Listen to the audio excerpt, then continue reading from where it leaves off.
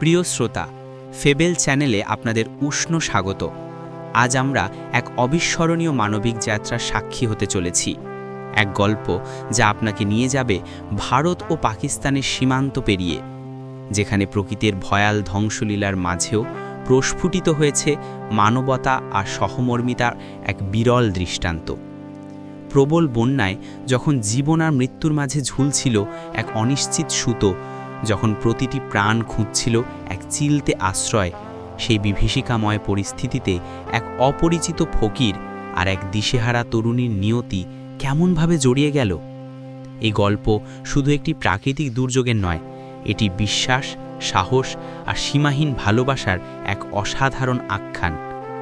আজ আমরা দেখব কিভাবে অন্ধকারতম রাতেও আশার আলো জ্বলে ওঠে, কিভাবে মানবতা সকল ভৌগোলিক ও জাতিগত বিভেদকে অতিক্রম করে যায়। রাতের নিস্তব্ধতা ভঙ্গ করে নেমে আসছিল অবিরাম বৃষ্টি। মেঘের গর্জন আর বিদ্যুতের চমকে প্রকৃতি যেন তার রুদ্র রূপ ধারণ করেছিল। ঘণ্টার পর ঘণ্টা প্রবল বর্ষণের পর গ্রামের চারিদিক প্রলয়ের মতো দেখাচ্ছিল। নদীর উন্মত্ত ঢেউ গ্রাস করছিল ঘরবাড়ি, রাস্তাঘাট সবই জলে ডুবে গিয়েছিল। চারিদিকে শুধু আর্তনাদ আর বাঁচার আকুতি। সবাই নিজের জীবন বাঁচাতে মরিয়া হয়ে উঠেছিল। কেউ উঁচু ছাদে আশ্রয় নিচ্ছিল, কেউ গাছের ডাল ধরে নিজেদের রক্ষা করার চেষ্টা করছিল। এই চরম বিশৃঙ্খলার মাঝে গ্রামের এক প্রান্তে দাঁড়িয়েছিল এক বৃদ্ধ সাধু।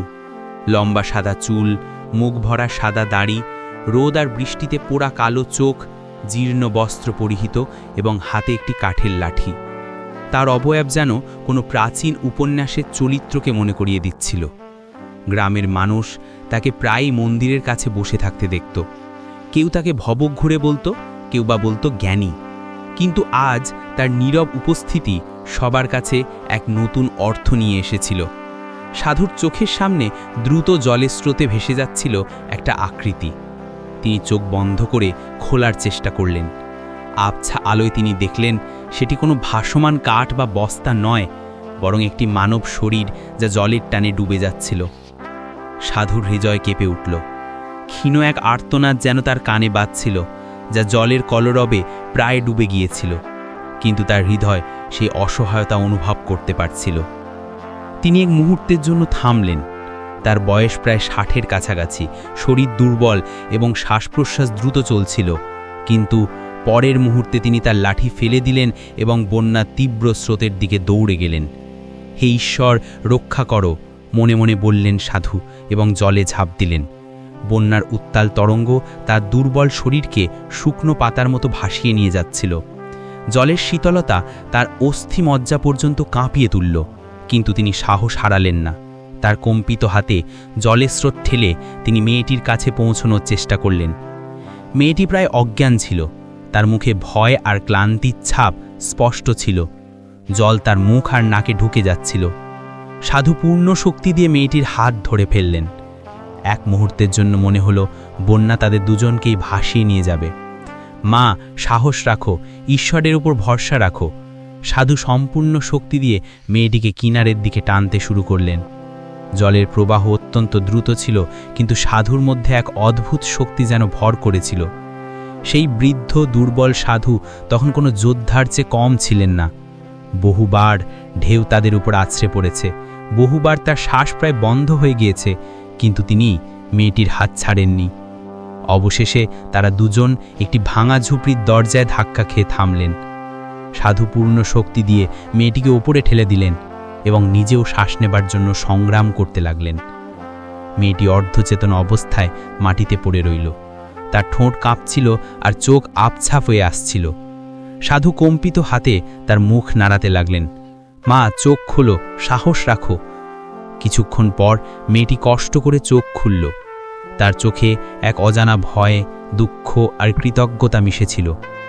আপনি আপনি আমাকে বাঁচিয়েছেন, সে ক্ষীণ কণ্ঠে বলল এবং আবার অজ্ঞান হয়ে গেল। সাধু আকাশের দিকে তাকালেন। হে ঈশ্বর, তোমার শুকরিয়া। বৃষ্টি থামার কোনো নাম নিচ্ছিল না। জল তখনও গ্রামের ঘরবাড়ি ভাসিয়ে যাচ্ছিল। সাধু জানতেন এই মুহূর্তটি কেবল শুরু।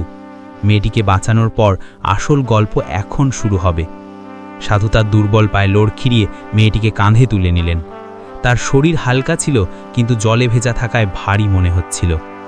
কাছাকাছি একটি ভাঙা মন্দিরের ছাদ তখন স্থির দাঁড়িয়েছিল। সাধু তাকে সেখানে নিয়ে গেলেন। মন্দিরের ভেতর অন্ধকার ছিল, দেওয়ালে জলে স্যাঁতস্যাঁতে ভাব আর কাদামাটি জমে গিয়েছিল।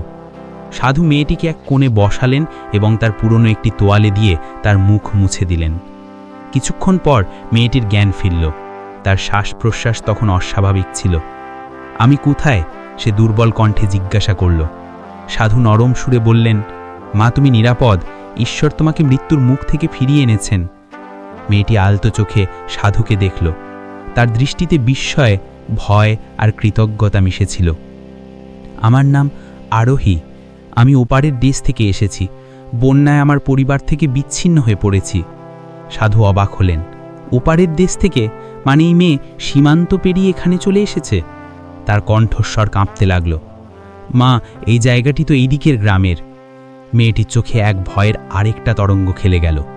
তাহলে কি আমি কখনো আমার বাড়ি ফিরতে পারবো? সাধুর কাছে কোনো উত্তর ছিল না। তিনি শুধু এটুকু বলতে পারলেন, ঈশ্বর সবার জন্য কোনো না কোনো পথ তৈরি করে দেন, তুমি ভয় পেও না। বাইরে বৃষ্টি তখন অবিরাম ঝরছিল। অন্ধকার রাতের এই মুহূর্তে এক বৃদ্ধ সাধু আর এক যুবতী মেয়ের গল্প এক নতুন মোড় নিচ্ছিল। তাদের ভাগ্য যেন একে অন্যের সঙ্গে জড়িয়ে গিয়েছিল। কিন্তু আরোহী তখনও জানত না যে এই যাত্রা কতটা দীর্ঘ আর কতটা কঠিন হবে। রাতের ভয়ঙ্কর মুহূর্ত ধীরে ধীরে শেষ হচ্ছিল। বৃষ্টির তীব্রতা কিছুটা কমে এসেছিল, কিন্তু চারিদিকে ছড়িয়ে থাকা জল গ্রামটিকে একটি ডুবে যাওয়া দ্বীপের মতো করে রেখেছিল। মন্দিরের ভাঙ্গা ছাদের নিচে বসে বৃদ্ধ সাধু ক্লান্তিতে চোখ বন্ধ করে রেখেছিলেন। তার কাঁধে সেই দায়িত্ব ছিল যাকে তিনি নিজের জীবন বিপন্ন করে বাঁচিয়েছিলেন। সকালে মৃদু আলো ভেতরে এলে আরোহীর চোখ ধীরে ধীরে খুলতে লাগল।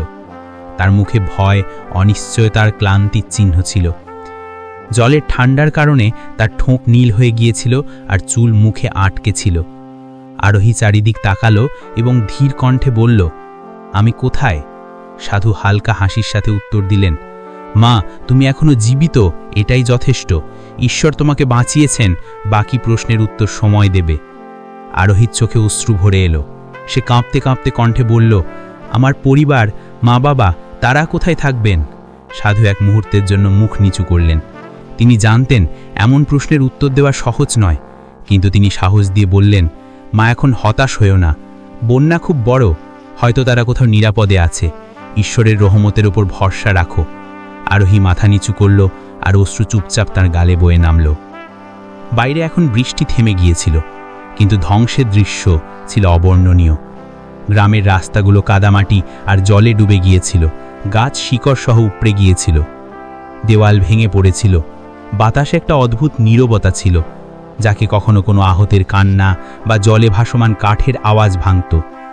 সাধু তার লাঠি সামলালেন এবং আরোহীকে টেনে দাঁড় করালেন। চলো মা, আমাদের কোনো নিরাপদ জায়গা খুঁজতে হবে। এই মন্দির বেশি সময় টিকবে না। আরোহী দুর্বল ছিল, তার পা বারবার লড়খিয়ে যাচ্ছিল, কিন্তু সাধুর কাঁধের সাহায্য তার জন্য শক্তির উৎস ছিল। দুজনে জলভরা রাস্তা দিয়ে হেঁটে চলল। পথে ধ্বংসাবশেষ, ভাঙা ছাদ আর নিথল দেহ দেখে আরোহীর হিগার কেঁপে উঠল। সে প্রতিটি দৃশ্যে চোখ বন্ধ করে নিত, কিন্তু হৃদয়ে স্পন্দন দ্রুত বাড়ছিল। দূরে একটি উঁচু জায়গায় কিছু লোক জড়ো হয়েছিল। তারাও বন্যা থেকে বেঁচে এসেছিল। সাধু আর আরোহী সেখানে পৌঁছলে সবাই অবাক হয়ে তাদের দেখল। একজন বলল, আরে, এটা তো সাধু বাবা। আমরা ভেবেছিলাম তিনিও ভেসে গেছেন। সাধু মাথা নিচু করে বললেন, ঈশ্বর এখনও জীবন বাকি রেখেছেন। এই মেয়েটি ওপারের দেশ থেকে, বন্যা তাকে এখানে ফেলে দিয়েছে। এর রক্ষা করা আমাদের সকলের দায়িত্ব। লোকেরা ফিসফিস করতে লাগল, ওপারের মেয়ে এখানে কি করে এলো? কারো মুখে সহানুভূতি ছিল, কারো সন্দেহ। আরোহী সবার দৃষ্টি তার উপর অনুভব করলে তার হৃদয় ভয়ে জমে গেল। সে সাধুর হাত শক্ত করে ধরল। সাধু তাকে আশ্বস্ত করলেন, ভয় পেও না মা, আমি আছি তো। এরই মাঝে এক মধ্যম বয়সী ব্যক্তি বলল, বাবা, গ্রামের লোকেরা আগে থেকে নিজের জীবন বাঁচাতে ব্যস্ত। এর উপর এই মেয়ে, কে জানে সত্যি ওপারের দেশ থেকে এসেছে নাকি অন্য কিছু। আমরা এমনিতেই সমস্যায় আছি। এই সময়ে কোনো অচেনার উপর ভরসা করা সহজ নয়। এটা শুনে আরোহীর হৃদয়ে গভীর আঘাত লাগল। তার চোখ থেকে অশ্রু বয়ে নামল। আমি মিথ্যে বলছি না, আমি সত্যি আমার পরিবার থেকে বিচ্ছিন্ন হয়ে পড়েছি।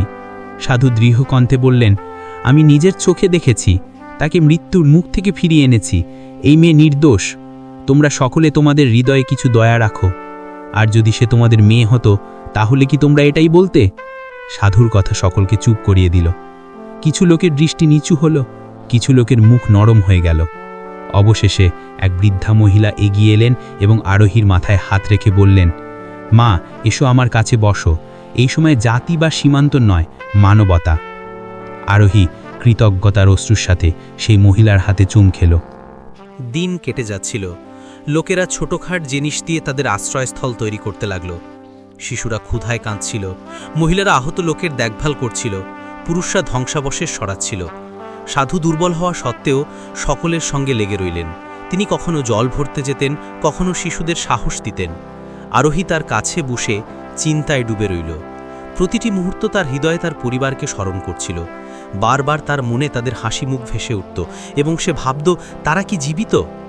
সন্ধ্যের সময় যখন সবাই ক্লান্ত হয়ে বসেছিল, আকস্মিক এক যুবক ছেলে দৌড়ে এলো। সে চিৎকার করে বলল, নদীর জল আবার বাড়ছে, আমাদের তড়িৎ উঁচু জায়গায় যেতে হবে। সকলে ভয়ে শিউরে উঠল। মহিলারা শিশুদের সামলাতে লাগলো, পুরুষরা জিনিসপত্র গুটিয়ে নিতে লাগলো। সাধু আরোহীর হাত ধরলেন এবং বললেন, মা, সাহস রাখো, আমাদের আবার চলতে হবে। আরোহী কাঁপা কাঁপা হৃদয়ে তার হাত শক্ত করে ধরল। তার মুখে ক্লান্তি সত্ত্বেও একটি দৃঢ়তা ছিল। অন্ধকার রাত আবার কাছে আসছিল। আকাশে কালো মেঘ আবার গর্জন করতে লাগল এবং বিদ্যুতের কড়কড়ে শব্দ প্রত্যেকের হৃদয়কে ঝাঁকিয়ে দিচ্ছিল। বন্যির জল বাড়ার খবর শুনে সকলে ভয় পেয়ে লম্বা লাইন করে পাহাড়ের দিকে এগিয়ে যাচ্ছিল। মহিলারা শিশুদের বুকে চেপে, পুরুষরা ছোটখাট জিনিস কাঁধে রেখে সকলে শুধু নিরাপদ জায়গায় পৌঁছতে চায়। সাধু তার লাঠি হাতে শক্ত করে ধরে রেখেছিলেন এবং অন্য হাতে আরোহীকে সাহায্য করছিলেন। আরোহীর মুখে ক্লান্তি ও ভয় সত্ত্বেও একটি অদ্ভুত চমক ছিল। তার হৃদয়ে এই বিশ্বাস বসে গিয়েছিল যে যদি এই বৃদ্ধ সাধু না থাকত তাহলে সে কবেই জলের ধারায় ডুবে যেত। পাহাড়ে পৌঁছানো সহজ ছিল না। পথে কাদা, জল ও উপড়ে যাওয়া গাছের শিকড় লোকেদের বারবার থামাচ্ছিল। অনেকবার শিশুরা পিছলে পড়ে যেত এবং তাদের তুলতে মহিলারা চিৎকার করতে লাগত। আরোহীও একবার পিছলে কাদায় পড়ে গেল, তার হাত আহত হয়ে গেল, কিন্তু সাধু দ্রুত তাকে সাহায্য করলেন। মা, সাহস হারিও না, এই পথ কঠিন কিন্তু শেষ ভালো হবে, সাধু বললেন। আরোহী মাথা নেড়ে তার অশ্রু মুছে নিল এবং আবার পা এগিয়ে নিতে লাগল। কিছু ঘন্টার চেষ্টার পর তারা সকলে পাহাড়ের পাদদেশে পৌঁছল। সেখানে কিছু জায়গা তুলনামূলক শুকনো ছিল, যেখানে লোকেরা বিশ্রামের জন্য বসে গেল, কিন্তু উপরে যাওয়া তখনও বাকি ছিল। এক যুবক ছেলে বলল, বাবা, উপরে যাওয়া খুব বিপজ্জনক, অন্ধকার আছে, পাথর পিছলে যেতে পারে। সাধু উত্তর দিলেন, এটাই সময়, যদি এখন না যাই তাহলে জল আমাদের এখানে ভাসিয়ে নেবে। এটা শুনে সকলে সাহস পেল এবং ধীরে ধীরে পাহাড় চড়তে লাগল। আরোহী বারবার থামত, তার পায়ে কাঁটা ও পাথর ফুটত, কিন্তু সাধু প্রত্যেকবার তার হাত ধরে তাকে উপরে টেনে নিতেন। আরোহী মনে মনে ভাবল, এই বৃদ্ধ লোক এত বয়সে আমার জন্য এত পরিশ্রম করছে, যদি সে না থাকত তাহলে হয়তো আমি এক পাও এগোতে পারতাম না। অবশেষে ঘন্টার পর ঘন্টা চেষ্টার পর তারা সকলে পাহাড়ের একটি তুলনামূলক নিরাপদ স্থানে পৌঁছল। সেখানে কিছু পুরনো গাছ ও একটি গুহার মতো আশ্রয়স্থল ছিল। সকলে সেখানে আশ্রয় নিল। রাত ঠান্ডা ছিল, লোকেরা কাঁপছিল, কারো কাছে কম্বল ছিল না, কারো কাছে খাওয়ার কিছু ছিল না। শিশুরা ক্ষুধায় কাঁদছিল। আরোহী চোখে অশ্রু নিয়ে সাধুকে বলল, বাবাজি, এই সকলে কি অবস্থায় আছে, আমরা কি জীবিত বাঁচতে পারব? সাধু আকাশের দিকে তাকালেন এবং ধীর কণ্ঠে বললেন, জীবনের রহস্য শুধু ঈশ্বরের হাতে মা, আমরা শুধু আমাদের সাহস ছাড়তে পারি না। আরোহী মাথা নাড়ল, কিন্তু তার হৃদয়ে তখনও অসহায়তা ছিল। হঠাৎ পাহাড়ের অন্য অংশ থেকে আলোর ঝলক দেখা গেল। সকলে অবাক হলো। কেউ বলল, মনে হচ্ছে কেউ আরও বেঁচে আছে।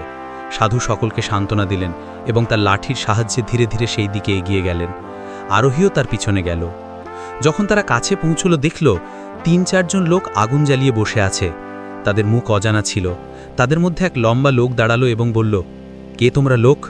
সাধু হাত জোড় করে বললেন, আমরা বন্যের ক্ষতিগ্রস্ত, এই মেয়েটি ওপারের দেশ থেকে, আমি একে মৃত্যুর মুখ থেকে বাঁচিয়েছি, আমাদের সকলের আশ্রয় দরকার।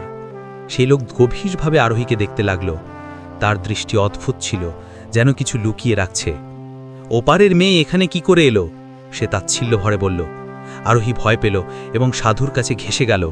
সাধু দৃঢ় কণ্ঠে উত্তর দিলেন, সে নির্দোষ, বন্যের সীমান্ত দেখেনি, এটা মানবতার সময়, জাতির নয়। সে লোক চুপ হয়ে গেল। কিন্তু তার মুখে অসন্তোষের স্পষ্ট ঝলক ছিল।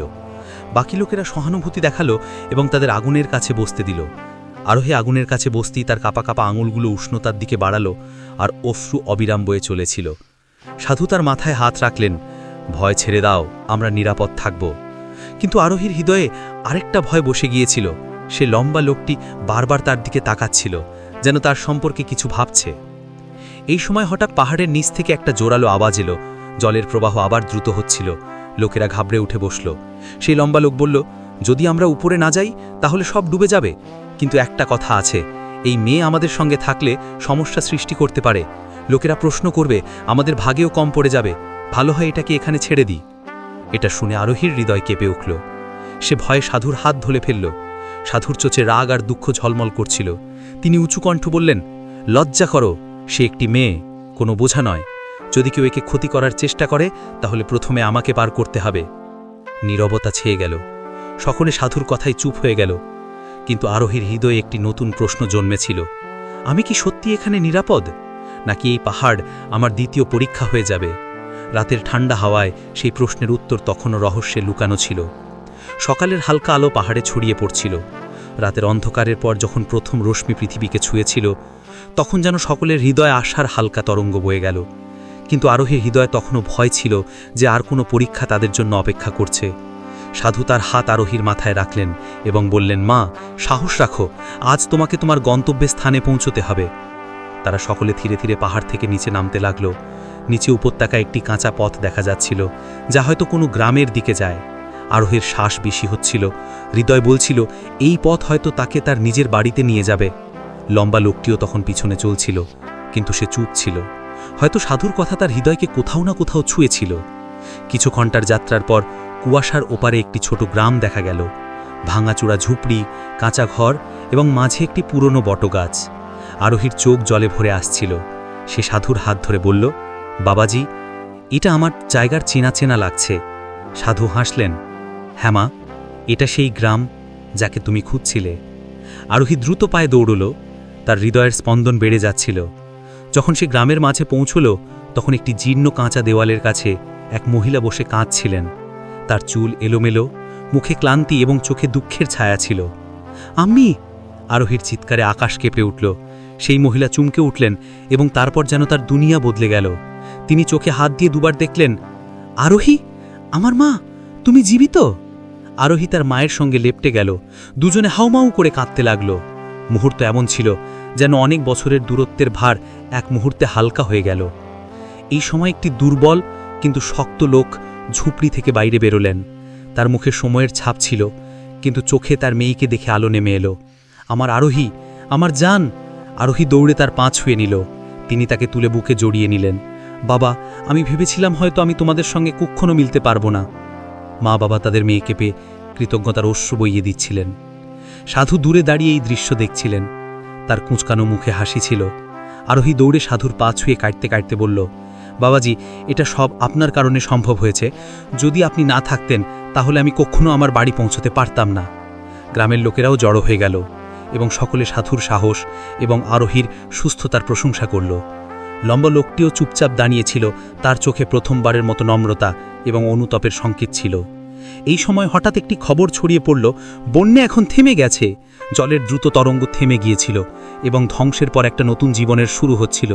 সূর্যের রশ্মি গ্রামে সম্পূর্ণ ছড়িয়ে পড়ছিল। আরোহী তার মায়ের কোলে ছিল এবং তার হৃদয় থেকে ভয় দূর হয়ে গিয়েছিল। সে আকাশের দিকে তাকিয়ে ধীরে বলল, হে ঈশ্বর, তোমার হাজার হাজার শুকরিয়া, আমার যাত্রা সম্পন্ন হয়েছে। এই গল্প আমাদের শেখায় যে চাই পরিস্থিতি যতটা কঠিন হোক না কেন, ধৈর্য, প্রার্থনা ও সাহস দিয়ে প্রতিটি সমস্যা সহজ হয়ে যায়। অন্ধকারের পর আলো নিশ্চিত আসে এবং হারানো আশা একদিন ফিরে পাওয়া যায়। প্রিয় শ্রোতা, গল্পটি আপনাদের হৃদয়ে কতটা গভীর ছাপ ফেলেছে তা আমরা জানি না, কিন্তু আমরা বিশ্বাস করি এই গল্প আমাদের সকলের মনে মানবতার একটি উজ্জ্বল বার্তা পৌঁছে দিয়েছে। প্রবল বন্যের মতো প্রাকৃতিক দুর্যোগ যেমন মানুষের অসহায়ত্বকে প্রকাশ করে, তেমনি এই গল্প প্রমাণ করে যে মানুষের ভেতরের সাহস, সহানুভূতি আর অটুট বিশ্বাস যে কোনো প্রতিকূল পরিস্থিতিকে জয় করতে পারে। জারার ফকিরের এই অবিশ্বাস্য যাত্রা আমাদের শেখায় যে সীমান্ত বা জাতিভেদের ঊর্ধ্বে উঠে মানবতাই আমাদের সবচেয়ে বড় পরিচয়। আর অন্ধকারের পর আলো আর হারানোর পর ফিরে পাওয়ার জীবনের আশা, এটাই প্রকৃতির চিরন্তন নিয়ম। ধন্যবাদ।